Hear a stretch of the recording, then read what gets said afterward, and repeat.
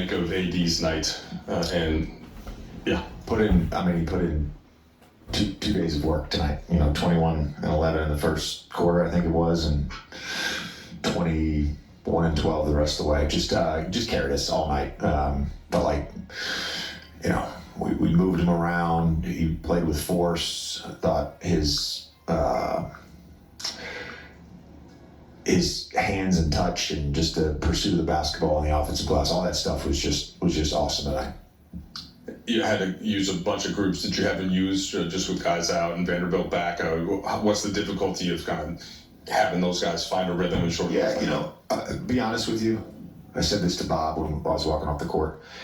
We played hard for 4 quarters. Now, it was not pretty, but we played hard for 4 quarters.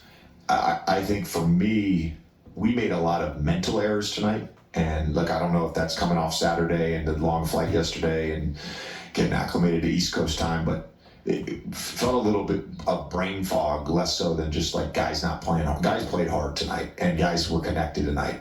We just had a lot of mental errors. We had 3 timeouts in the first half that we didn't run the correct play. The Doe's pass with the clock running, we don't need to like get it out quickly after a made basket with 3 minutes to go and lead. Just stuff like that.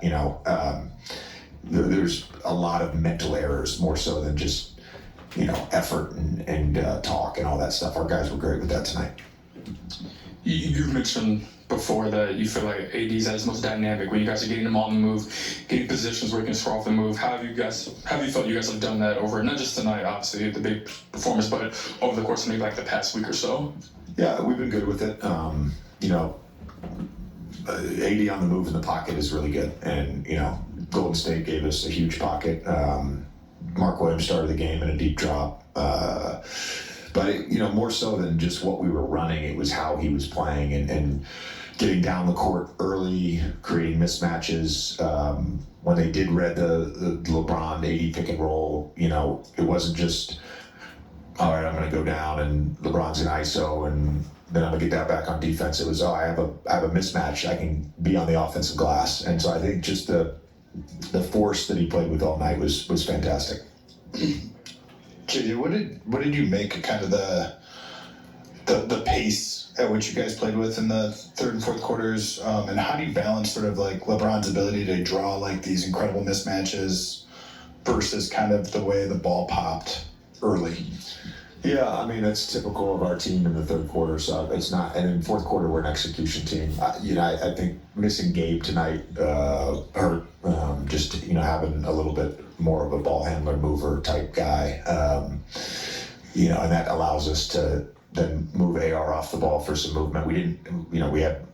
I drew it up twice. Vando messed it up the first time, but we got to the ATO. We wanted to, and AR off ball, and he hit a floater there in the fourth quarter. So there's just like a compounding effect to guys being out and guys not having played a ton of minutes together.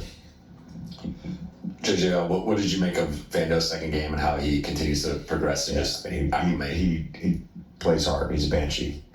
So excited to have him continue to build up his conditioning and tolerance level for minutes. And he was a spark tonight. The play where he got the steal, I believe it was 94-88. I had called the timeout after Okogie had gotten the N1, I think, to get it to 88, and it was a 91-88 game. And then we scored, but then we were having a lot of trouble scoring. Our defense was really good in that stretch. We got, I think it was 3 or 4 at least stops in a row, and then Vando gets that steal to put us up 8, and it was kind of like, that was huge. And the offensive rebounds, creating second opportunities, getting fouled when he was crashing the glass. So he just does all the things we want him to do, and he was high level tonight. Thanks, Coach. Yep.